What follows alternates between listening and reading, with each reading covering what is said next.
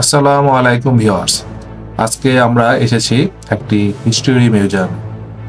এটি একটি প্রাকৃতিক ইতিহাসের জাদুঘর, যেখানে খনিজ ও বিরল জীবাশ্মের প্রদর্শনী রয়েছে।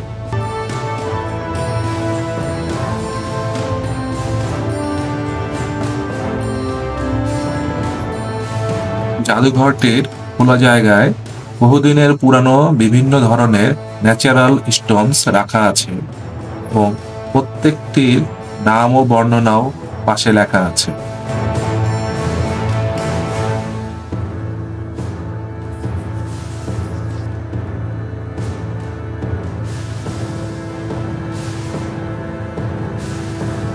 এছাড়াও খোলা জায়গায় বিভিন্ন ধরনের ডাইনোসর ও হাতির মডেল রাখা রয়েছে, যা দেখে বাচ্চারা অনেক আনন্দ পায়।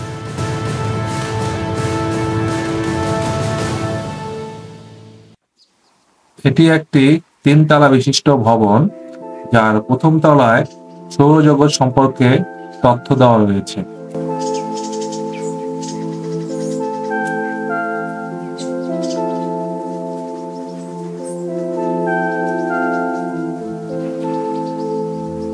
এখানে সৌরজগতের গ্রহ, উপগ্রহ, নক্ষত্র সহ বিভিন্ন বিষয়গুলো এত সুন্দরভাবে ভিডিও চিত্রের মাধ্যমে তুলে ধরা হয়েছে, যা দেখে সকলের আসলেই অনেক বেশি ভালো লাগে।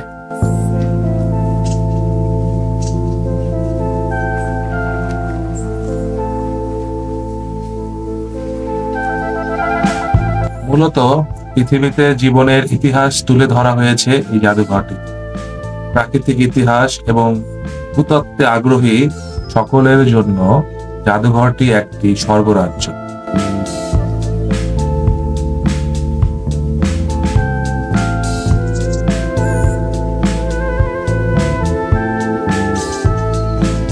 দ্বিতীয় তলায় লক্ষ লক্ষ বছর আগের জীবন্ত জিনিস সম্পর্কে তথ্য দেওয়া রয়েছে। বিশেষ করে কিছু জীবন্ত জিনিসের জীবাশ্ম আছে, যা খুবই চিত্তাকর্ষক। এখানে আনাতোলিয়ার জীবন্ত জিনিস সম্পর্কেও তথ্য দেওয়া আছে। বর্তমান সময় পর্যন্ত জীবনের বিবর্তন সম্পর্কে বিস্তারিতভাবে ব্যাখ্যা করা হয়েছে এখানে।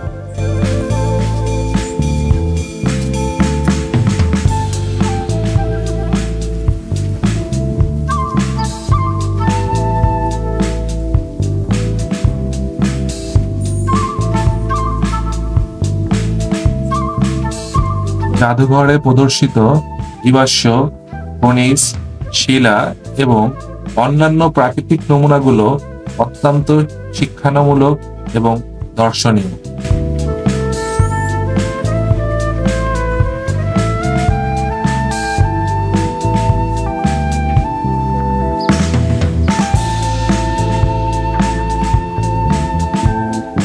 বিশেষ করে লক্ষ লক্ষ বছর বয়সী প্রাণীর চিহ্ন দেখে মনে হয়েছে আমরা টাইম ট্রাভেলের মধ্যে দিয়ে লক্ষ লক্ষ বছর পিছনে ভ্রমণে চলে এসেছি।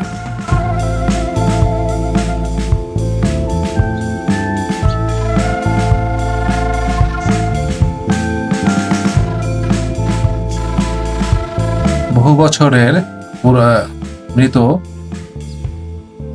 প্রাণীগুলোকে এমনভাবে সংরক্ষণ করা হয়েছিল এবং পিছনের যে ব্যাকগ্রাউন্ড ছবিটি দেখে মনে হচ্ছিল যে এটি আসলে একটি চিড়িয়াখানা, যেখানে প্রাণীগুলো ঘুরে বেড়াচ্ছে।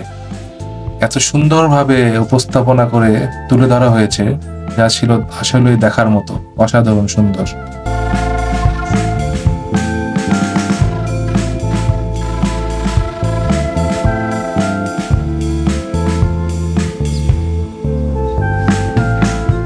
প্যানেল এবং বর্ণনামূলক প্রদর্শনীর মাধ্যমে প্রতিটি নমুনার বৃত্তান্ত লেখা ছিল। এইভাবে আমরা কেবল সেগুলো দেখারও সুযোগ পাইনি, বরং সেগুলো কিভাবে তৈরি হয়েছিল, সেগুলোকে কিভাবে সংগ্রহ করা হয়েছিল এবং কি প্রক্রিয়ার মাধ্যমে সংগ্রহ করে রাখা হয়েছে এবং তাদের গুরুত্ব বোঝারও সুযোগ পেয়েছি। বিভিন্ন রং, আকার এবং বৈশিষ্ট্য সহ এই উদাহরণগুলি আমাদের প্রকৃতি কতটা বৈচিত্র্যময় এবং সমৃদ্ধ তা প্রকাশ করে। মিউজিয়ামে ঘুরে আসার পরে আমরা মিউজিয়ামের পাশেই একটি বড় পার্ক ছিল, সেখানে কিছুক্ষণ সময় কাটালাম। এখানকার পার্কগুলো সবসময় আমার খুব ভালো লাগে। পার্কগুলো যেমন সাজানো গোছানো পরিষ্কার পরিচ্ছন্ন থাকে, তেমনি বাচ্চাদের সুন্দর খেলার ব্যবস্থাও থাকে।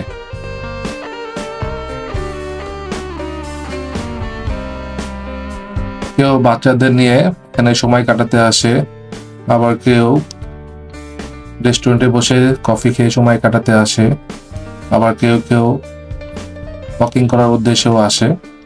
এবং প্রতিটা পার্কেই ব্যায়াম করার সুন্দর ব্যবস্থাও থাকে। কেউ কেউ রান্না করে বা খাবার নিয়ে এসে এখানে পিকনিক করে। মানে এক পার্কে আপনি সব ধরনের সুযোগ সুবিধাই পাবেন এবং এতটাই সুন্দর পরিবেশে সবকিছু ব্যবস্থা থাকে যে আপনার সারাদিন কাটাতে একটু বোরিং লাগবে না।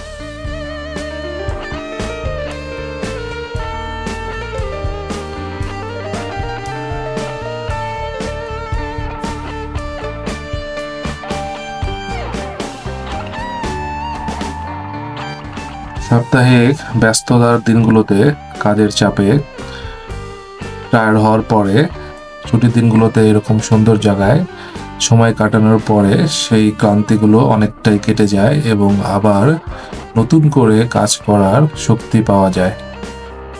তাই তুরস্কের এই পার্কগুলো আসলেই মানুষের বিনোদন এবং আনন্দের জন্য খুবই সুন্দর একটি জায়গা। তাই সবাই ছুটির দিনগুলোতে এখানে সময় কাটাতে চলে আসে এবং এখানে এরকম সুন্দর সুন্দর পার্কের সংখ্যা এতটাই বেশি যে কোনো পার্কেই অত্যাধিক মানুষের চাপ পড়ে না।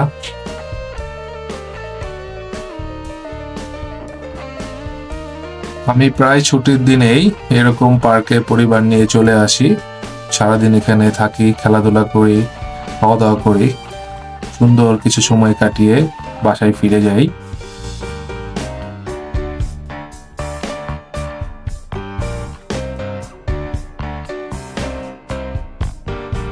দেখতেই পাচ্ছেন কি সুন্দর সাজানো গোছানো পার্ক, এবং এই পার্কগুলো কিন্তু সম্পূর্ণই ফ্রি। তারপরও মানুষের ভিড় কিন্তু তেমন নেই, খুবই নর্মাল কিছু সংখ্যক মানুষই এখানে ঘোরাফেরা করছে।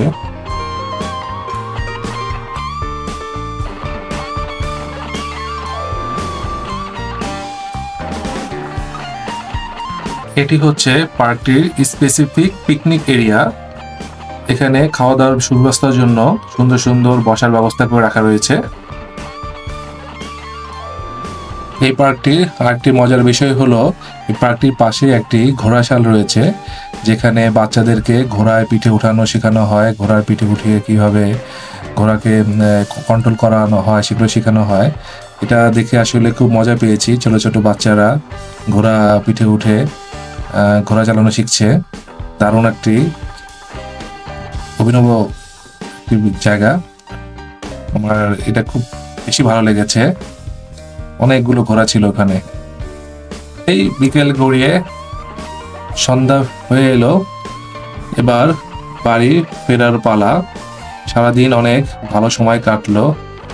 আবার দেখা হবে নতুন কোনো ভিডিও নিয়ে। ভালো থাকবেন সবাই। আল্লাহ হাফেজ।